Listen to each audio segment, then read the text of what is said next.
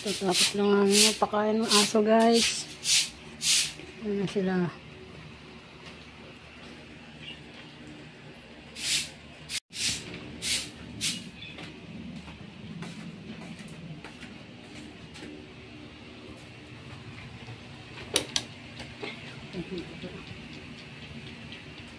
Ano mo man? Luksan mo lang paano mo man ba?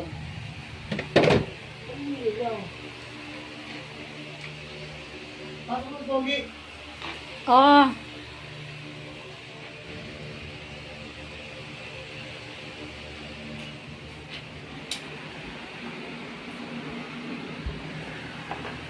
Ako, gigi.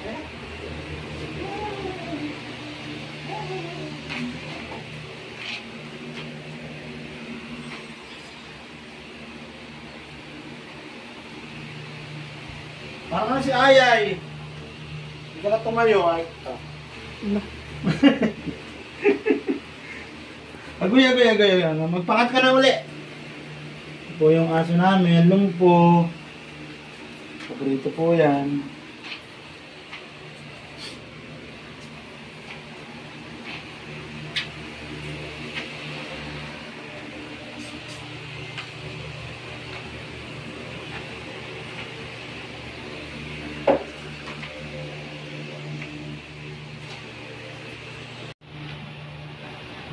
Brother, good afternoon sa inyo lahat. Good afternoon, ayan o, mag-alas 12:30 na. Mag-alas 12:30. Tatapos lang ho namin kumain. At eto, mag-ugas ang plato si Commander. Ayan. Mga alaga ko, para relax na yung mga doggy ko. Po sila. May sarili po sila electric fan sa labas.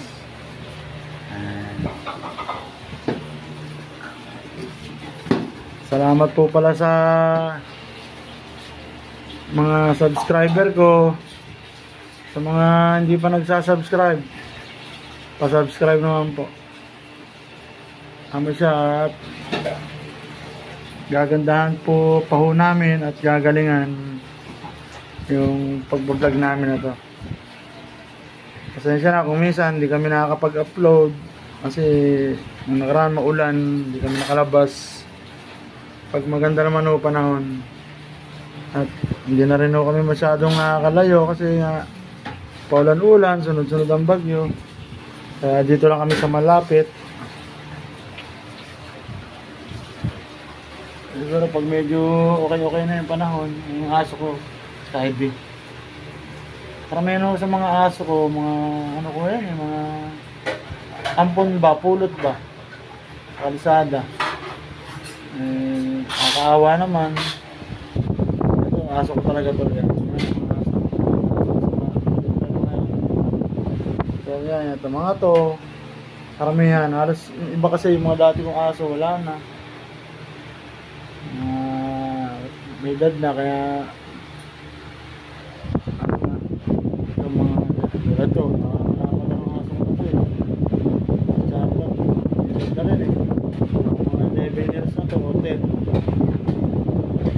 Pero awa ng Diyos, malakas pa siya, nakakakain pa. Ito naman si Pogi, tuta rin to, nang binigay pa sa akin. Nagpapangas. Nahayaan ko lang. Normal lang sa aso yun. Sa mga susunod na araw, makalayo-layo kami ni Commander. Maraming salamat sa mga sumusuporta sa akin. Kaya pangako, hanggat makakayang gandahan namin ng pagbablog, gagandahan namin. Lalo kay Papa Jesus, ayan po, salamat.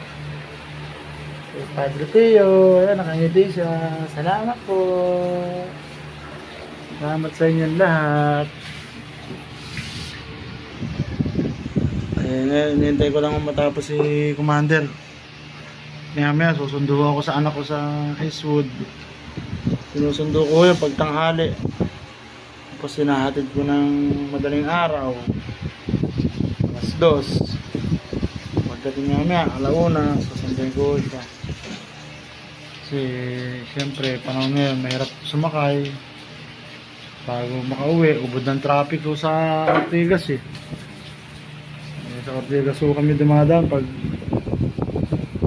ihahatid ko at susundin ko yung anak ko.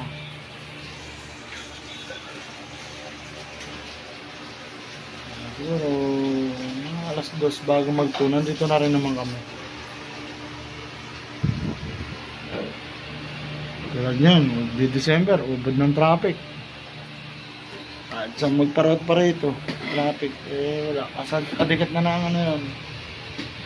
Kahit saan lugar, kadikat na ng pamumuhay ng bawat tao. Mas kahit di ako, ay di na tayo. Ang laki mo niya, oh. Ano yung mga subscriber.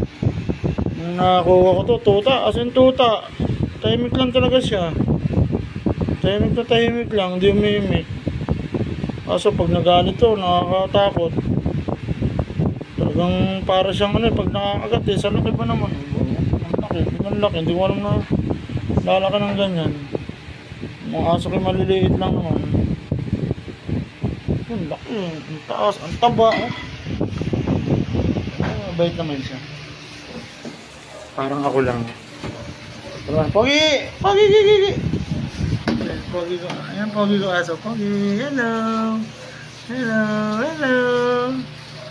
Ayan, nung kami pupunta pa sa Lukban, sa Quezon, sa Laguna, kasama namin yan.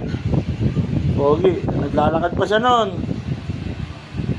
Si Uno, tsaka si David.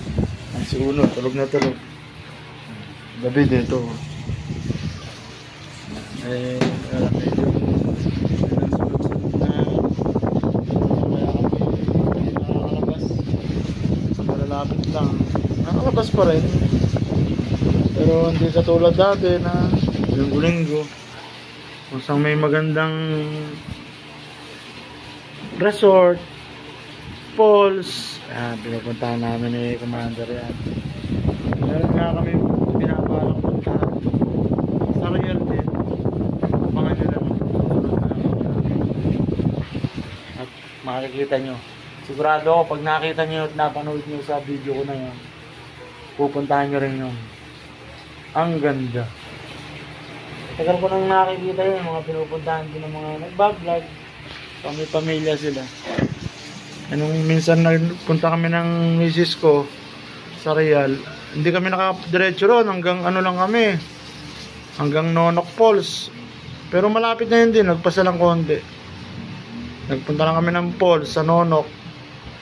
Tapos bumalik kami pa puntang Balagbag. Nakakadismaya sa lugar na yun, pero okay na rin. Siyempre, bawat laboy kailangan i-enjoy. Kaya nga tayo naglalaboy para i-enjoy yung mga lugar na pinupuntahan. Sa Quezon, sa Laguna, hindi nakakasawang magparit-parito, lalo sa Batangas. Kaso yung pinupuntahan namin sa Batangas, lalo sa Agoncillo, sa Laurel, lalo sa Taal Cathedral, wala, yung kalsadang papasok doon, wala na, dahil tulay, putol na. Sana ay makaahon yung mga taga ron sa nangyaring kalamidad sa kanila. Yung simbahan ba doon na pinaplano namin puntahan, wala na, hindi naman daw masyadong naapektuhan, pero syempre yung mga dadaanan mo ron, yung mga kalsada, wala. Kaya sana ay makarecover sila. Lalo sa mga ngayon, yung mga naapektuhan ng mga bagyong Pepito, mga taga Nueva Ecija, Nueva Vizcaya, Isabela, Cagayan. Sana po paahon agad. Ganun mo talaga, tayo nakaharap sa Pacific eh. Alam niyo naman, doon nabubuo mga bagyo. Kaya dasal lang tayo, dasal.